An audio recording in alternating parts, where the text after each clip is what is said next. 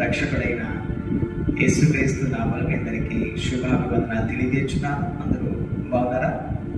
మరొక సమయంలో దేవుని యొక్క వాక్యంను ధ్యానించడానికి దేవుడు ఇచ్చిన గొప్ప సమయాన్ని బట్టి సమయంలో దేవునికి స్తోత్రాలు చెల్లిస్తూ ఉన్నాను. ఈ సమయంలో వాక్యమును చదువుకుందాం. సామెతల గ్రంథము 17వ అధ్యాయము 9వ వచనం చదువుకుందాం. ప్రేమను వృద్ధి చేయగోరువాడు తప్పిదములు దాచిపెట్టును, జరిగిన సంగతి మాటి మాటికి ఎత్తువాడు మిత్రభేదము చేయును. Proverbs chapter 17 and verse 9. ఇక్కడ ఈ విధంగా రాయబడింది: He that covereth a transgression seeketh law, but he that repeateth a matter separate very friends. ఇక్కడ రాయబడిన మాట ఏంటంటే, ప్రేమను వృద్ధి చేయగోరువాడు తప్పిదములు దాచిపెట్టును అని రాయబడింది.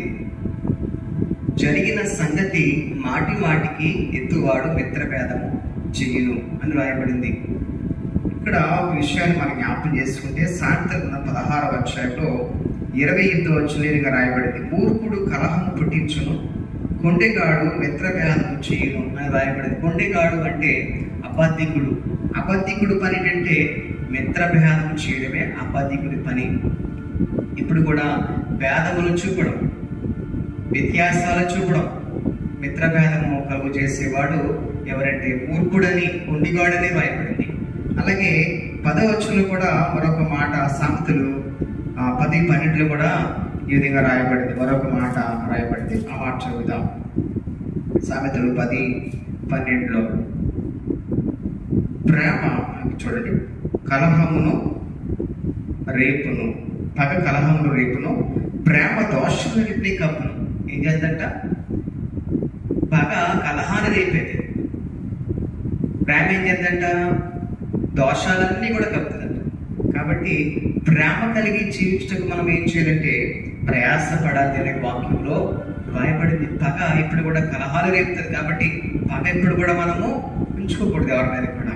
మరొక మాట జ్ఞాపకం చేసుకుంటే, 1 పేతురు పత్రిక 4వ అధ్యాయంలో ఈ విధంగా రాయబడింది. 1 పేతురు పత్రిక 4వ అధ్యాయము 8వ వచనంలో ఈ విధంగా రాయబడింది. చూడండి, అక్కడ ప్రేమ అనేక పాపములను కప్పును కనుక అన్నిటికంటే ముఖ్యముగా ఒకరి ఎడల ఒకడు వికటమైన ప్రేమ గలవారై ఉండుడి.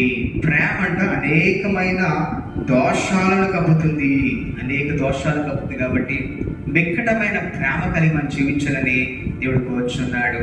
దేవుడి వాక్యమును దీవించి